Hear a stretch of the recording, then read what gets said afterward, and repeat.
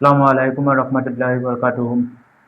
আজি আমি নজমুল আলী হিচাবৰ ওচৰত আহিছোঁ। ফাতেহাৰ বিষয়ে কিছু কথা তেওঁৰ পৰা শুনিম। আৰু আপুনি কওকচোন বাৰু ফাতেহাৰ কিছু কথা।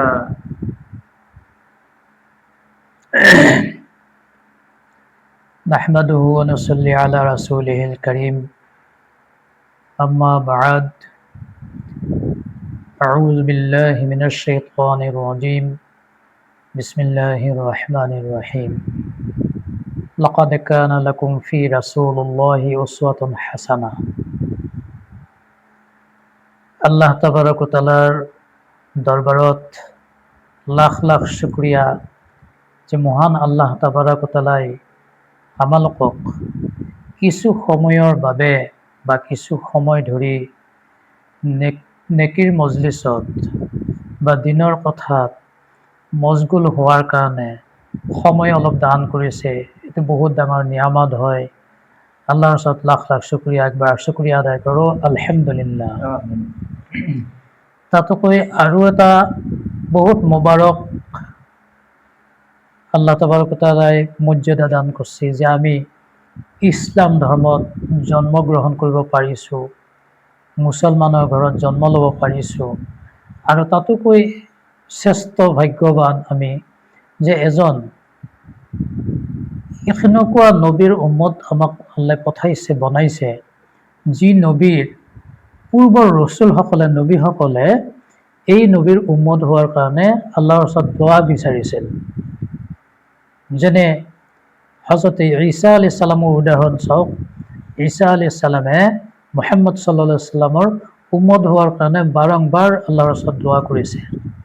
কিন্তু আমিতো কোনোদিন দোৱাও কৰা নাই, দৰখাস্তও কৰা নাই। তো আল্লাহ তাবাৰক ওয়া তাআলাই আমালোকক সেইজনা নবীৰ উম্মত হিচাপে দুনিয়াত প্ৰেৰণ কৰিছে।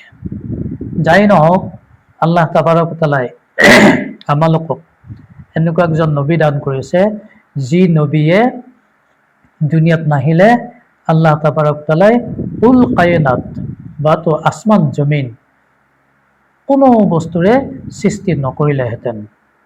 তো আল্লাহ তাবাৰক ওয়া তাআলাই মুহাম্মদ সাল্লাল্লাহু আলাইহি ওয়াসাল্লামক দুনিয়াত পঠাই দিয়াৰ কাৰণে, বনোৱাৰ কাৰণে আল্লাহ তাবাৰক ওয়া তাআলাই গোটেই নিজামখন তৈয়াৰী কৰিছে বা বনাইছে।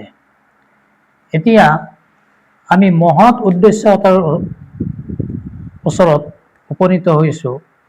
এই উদ্দেশ্য হৈছে, মানুহে কৈ আছে ফাতেহা। আমি সকলোৱে ফাতেহা বা এটা উৎসৱ পালন কৰোঁ। এই পালন কেতিয়া কৰোঁ? যে ৰবিউল আউৱাল মাহৰ 12 তাৰিখে। এই 12 তাৰিখ ৰবিউল আউৱাল মাহৰ 12 তাৰিখত যে নবী কৰীম সাল্লাল্লাহু আলাইহি ওয়াসাল্লাম জন্ম হ'ব, এই বস্তুটো বাৰু কেনেকৈ গম পালে?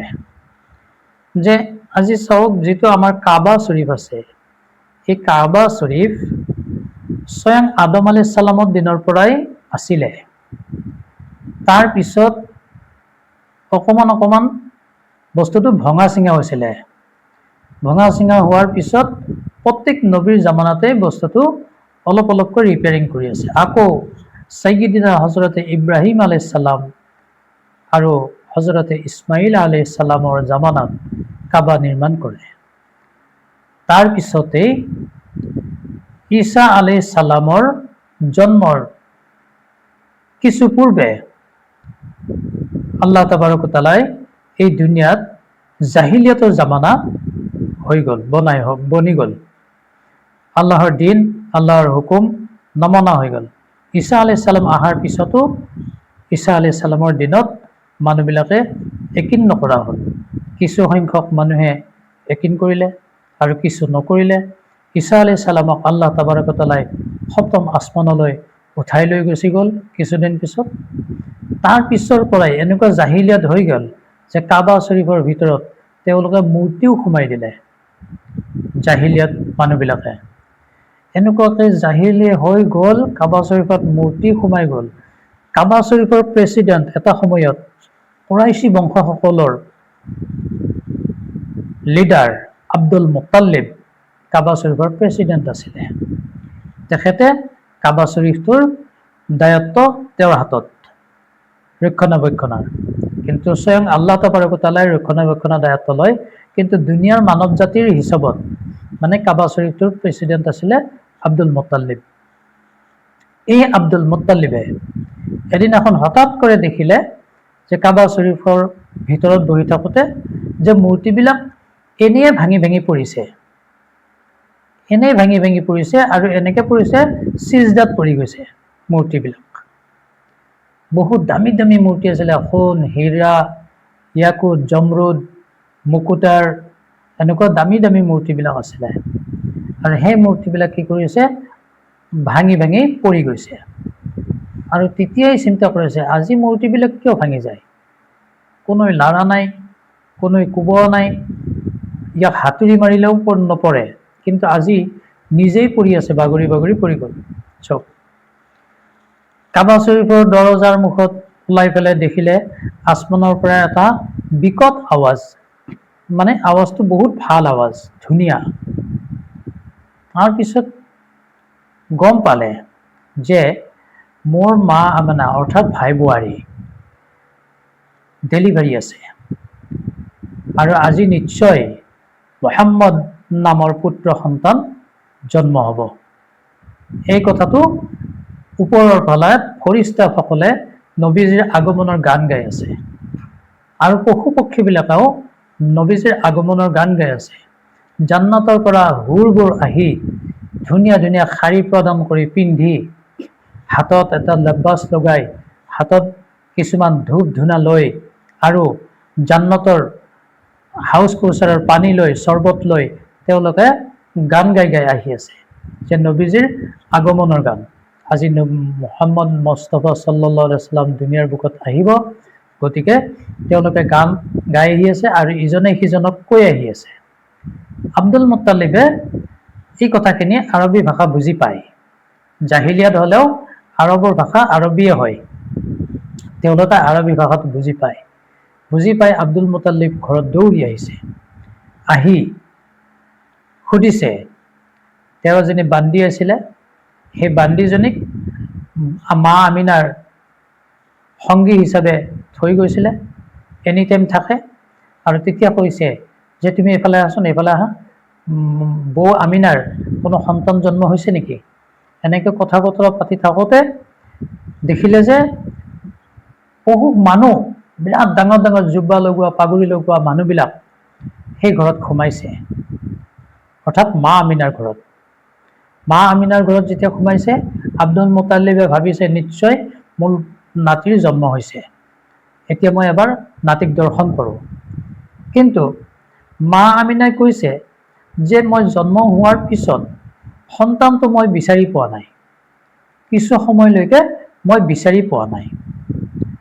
তাৰ কিছু সময়ৰ পিছত আল্লাহ তাবাৰক ওয়া তাআলাই নবীজীক মা আমিনাৰ কোলাত তুলি দিলে ফৰিস্তাৰ দ্বাৰাই। সেইটো সময় আছিলে, কোনো কোনো উলুমাৰ মতে 9 তাৰিখ লিখিছে, 8 তাৰিখ লিখিছে, কিছুমানে 11 তাৰিখ লিখিছে। কিন্তু 4 মুজাহাব অৰ্থাৎ হানফি, ছাফি, মালিকি, হাম্বলী ৰহমাতুল্লাহ আলাই, আৰু যিসকল পৃথিৱীৰ অনেক আলিমে লিখিছে যে ৰবিউল আউৱালৰ 12 মাহ তাৰিখে নবীজীৰ জন্ম চুবে চাদিকৰ সময়ত সোমবাৰে জন্ম হোৱা বুলি বেছিভাগ আলিমে লিখিছে, অৰ্থাৎ 4 ইমামেও গাৱাহী দিছে, লিখিছে। গতিকে এতিয়া আমি মানিব লাগিব যে ৰবিউল আউৱাল মাহৰ 12 তাৰিখে চুবে চাদিকৰ সময়ত সোমবাৰে জন্ম হৈছিলে। সেই বুলিয়ে যে সোমবাৰটোৱে আমাৰ প্ৰত্যেকবাৰে হৈ থাকিব সেইটোও নহয়, তাৰিখটো অলপ ইফাল সিফাল হৈ যাব পাৰে 12ৰ হিচাপত, কিন্তু তাৰিখ ৰবিউল আউৱালৰ 12 তাৰিখ। এতিয়া এই 12 তাৰিখে আমি কি কৰিব লাগে, নবীজীৰ যিসকল আশিক, নবীজীক যোনে ভাল পায়, নবীজীৰ আদৰ্শ যোনে পচন্দ কৰে, সেইসকলে কি কৰিব লাগে, নবীজীৰ কাৰণে ৰোজা ৰাখিব লাগে। সেই দিনটোত ৰোজা থাকিব লাগে। মা ভনীসকলেও ৰোজা ৰাখিব লাগে, বেছি বেছিকৈ কোৰআন তিলাৱত কৰিব লাগে, দৰুদ শৰীফ পঢ়িব লাগে, তাৰপিছত নবীজীৰ কাৰণে বেছি বেছিকৈ দোৱা কৰিব লাগে। কিন্তু এই যে আমি বহু ঠাইত আছে ছ'চিয়েল মিডিয়াত দেখিব যে হাতত পতাকা লৈ ৰাস্তাই ৰাস্তাই ওলাই ফুৰে, জুলুচ বুলি কয় এইটো জুলুচ। তেওঁলোকে তাৰমানে কি যেনেকুৱা এতিয়া কি ক'ম, এই যে কি এইটো প্ৰচেছন কৰে, ঠিক তেনেকৈ নবীজীৰ নামত এই ৰবিউল আউৱাল মাহৰ 12 তাৰিখে হাতে হাতে পতাকা জোকাৰি ৰাস্তাই ৰাস্তাই ঘূৰি ফুৰে। এইটো কিন্তু কোনো ওলোমাই পচন্দ নকৰে, কোনো হক্কানি আলিমে পচন্দ নকৰে, কাৰণ হদিছ মুবাৰকত নাই, কোৰআন শৰীফত নাই। কাৰণ চাওক, অতি মহাব্বতৰ সাহাবা হজৰতে আবু বকৰ ৰাজিয়াল্লাহু তাআলা আনহু, হজৰতে উমৰ ৰাজিয়াল্লাহু তাআলা আনহু, হজৰতে উছমান ৰাজিয়াল্লাহু তাআলা আনহু, হজৰতে আলী ৰাজিয়াল্লাহু তাআলা আনহু, এখেতসকলে নবীৰ আটাইতকৈ প্ৰিয় সাহাবা আৰু আটাইতকৈ মৰমীয়াল।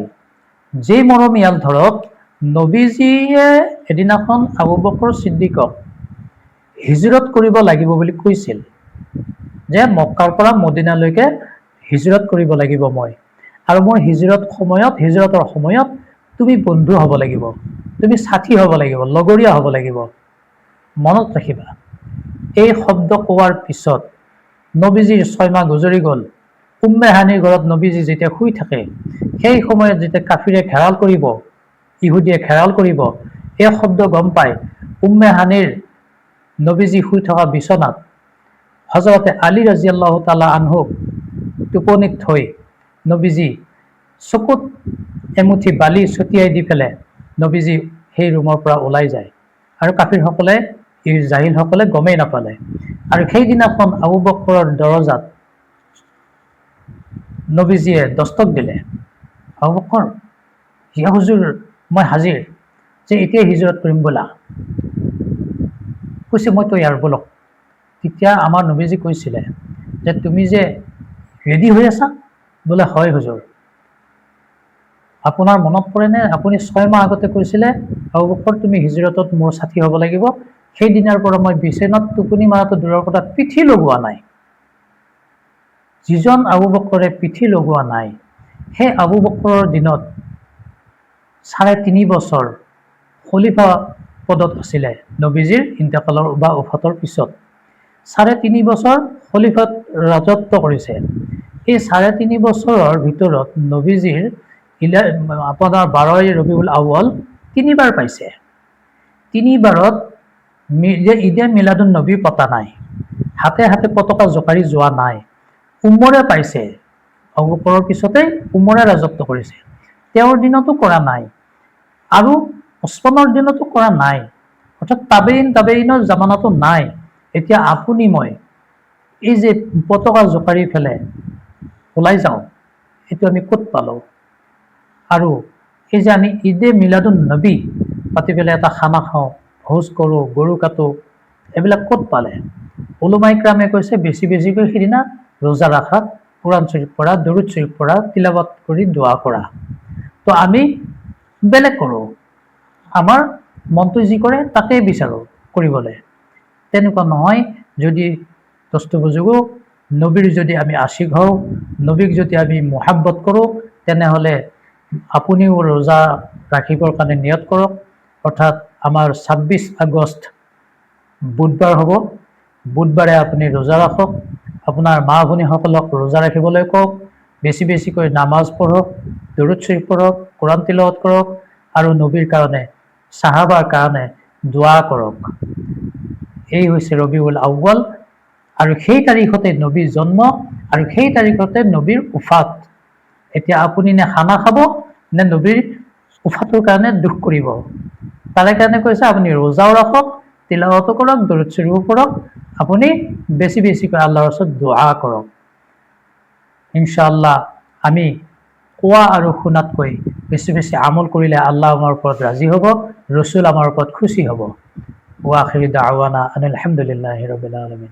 আলহামদুলিল্লাহ, আমাৰ নজমুল আলী হাফিজ সাহেবে যিখিনি কথা ফাতেহাৰ বিষয়ে ক'লে, আমি কিছু কথা তেওঁৰ পৰা অলপ হ'লেও উপকৃত হ'ম বুলি আমি ভাবিছোঁ। আপোনালোকে আমাৰ এই সৰু চেনেলটো আপোনালোকে আগুৱাই লৈ যাওক, আৰু আমি বহু ধৰণৰ কথা দিব পাৰিম ইছলামিক সম্পৰ্কীয়। আপোনালোকে আমাক সহায় কৰক, ছাবস্ক্ৰাইব কৰক, লাইক কৰক, কমেণ্ট কৰক। আসসালামু আলাইকুম ওয়া ৰাহমাতুল্লাহি ওয়া বাৰাকাতুহু।